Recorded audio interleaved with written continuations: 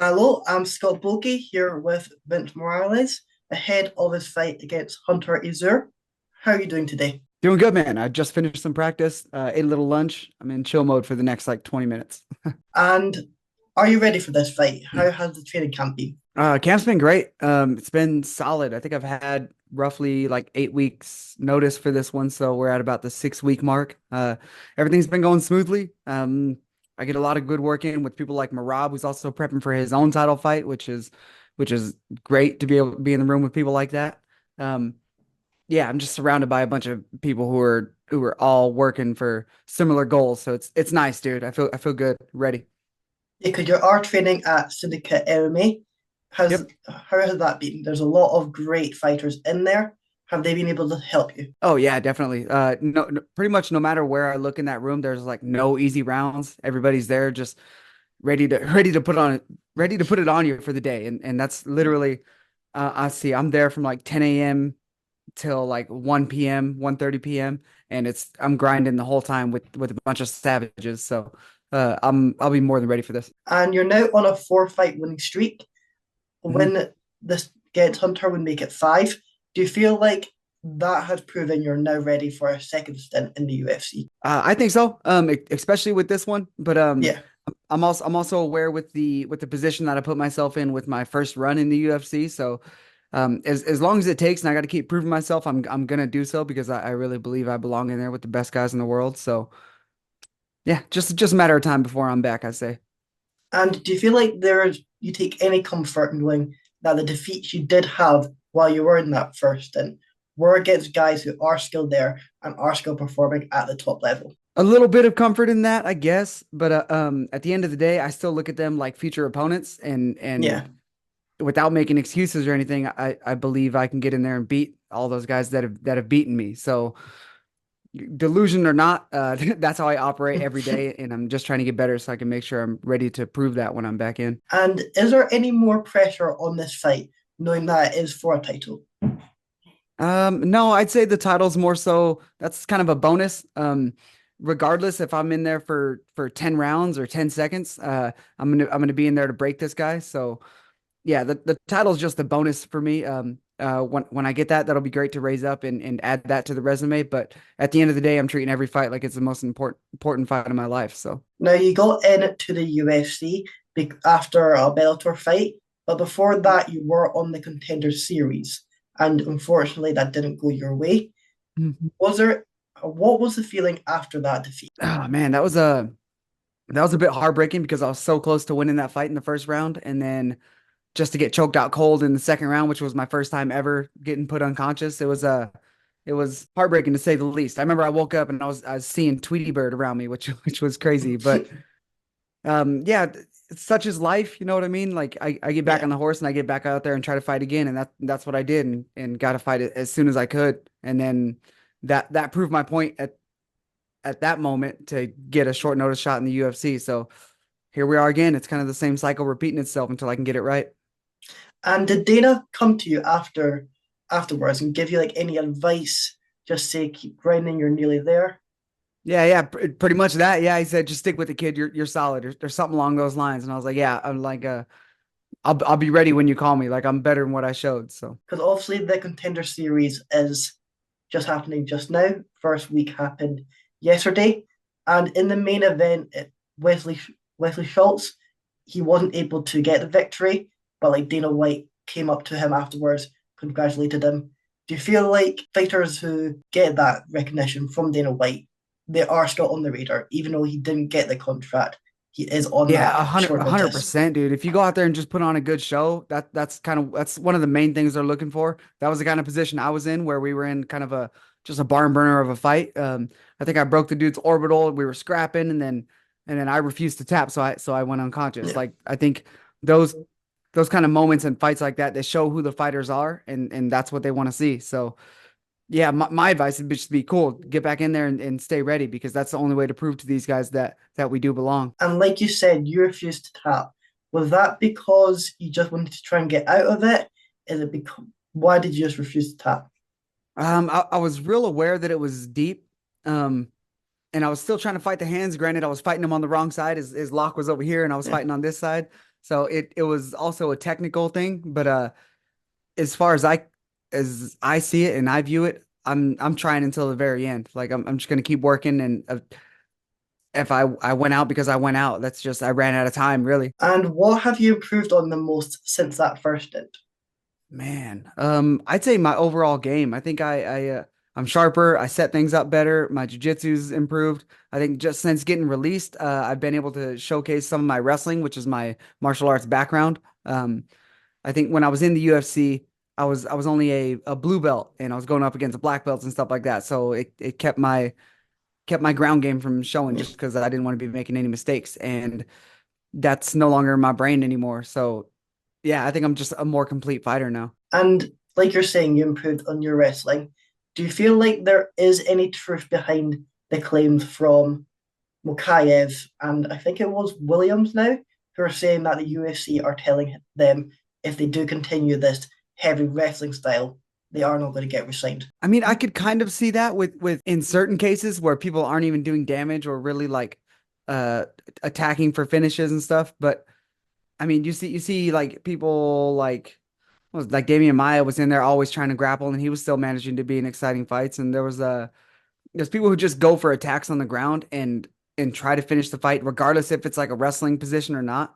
I think that boring and stalemate where you're trying to win a match, I don't think that's the right approach, and that's far from my game plan. Like I get people down, I'm trying to do damage, I'm trying to put them in a submission, I'm trying to get them out of there. So I think it kind of boils down to like how you use your wrestling and how that comes up in the fights. Like this isn't just 15 minutes of humping that people are wanting to see. So. Yeah, exactly.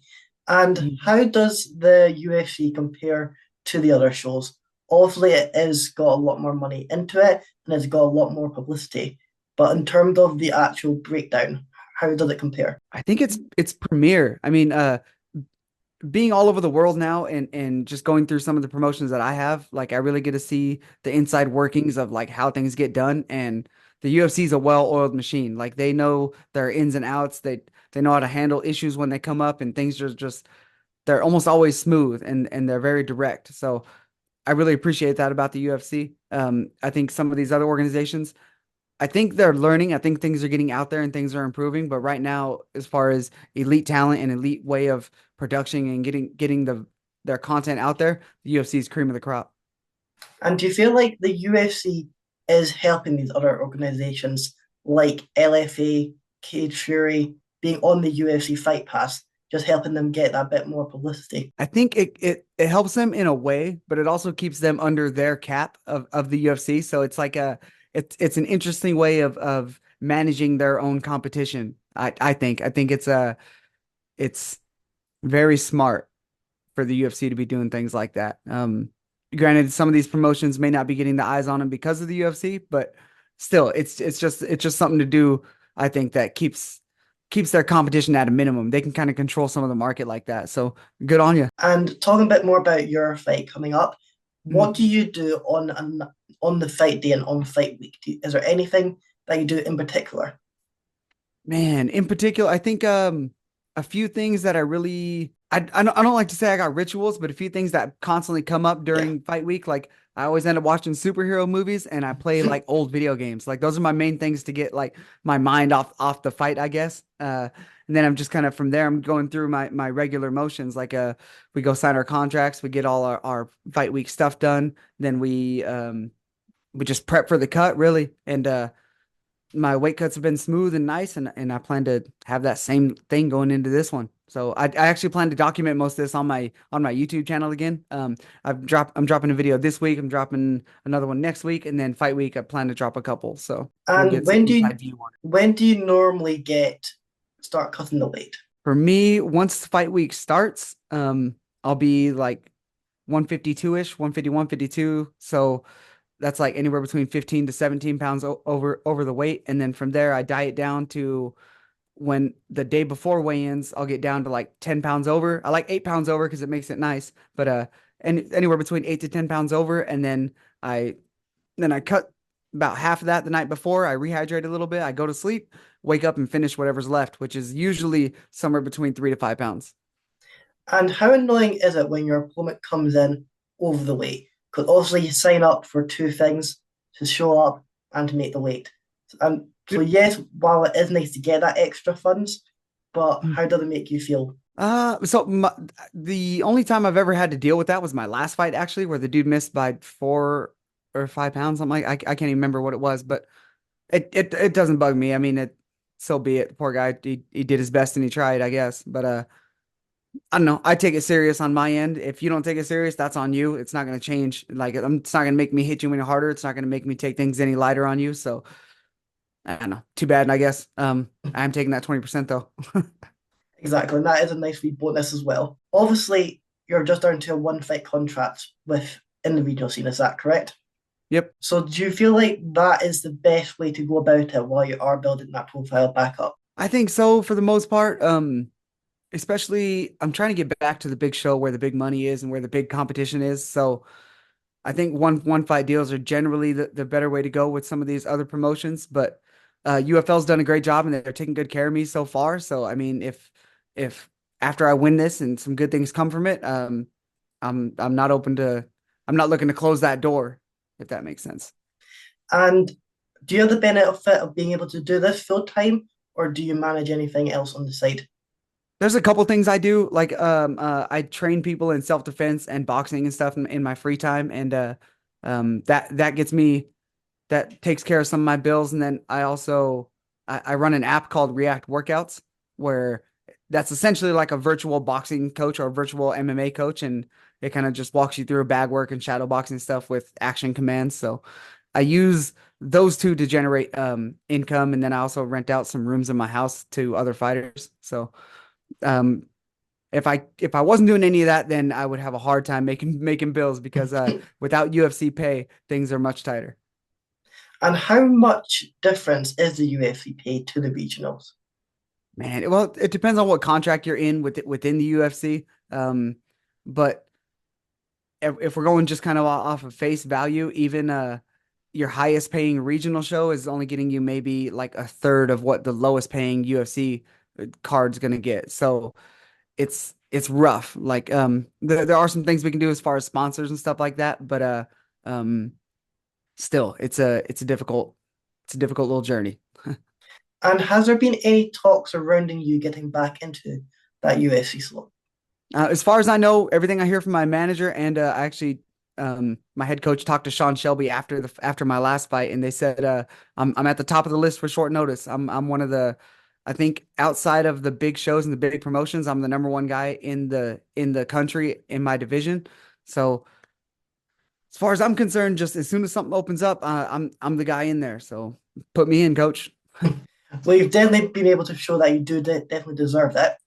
What was it that got you started into this MMA scene?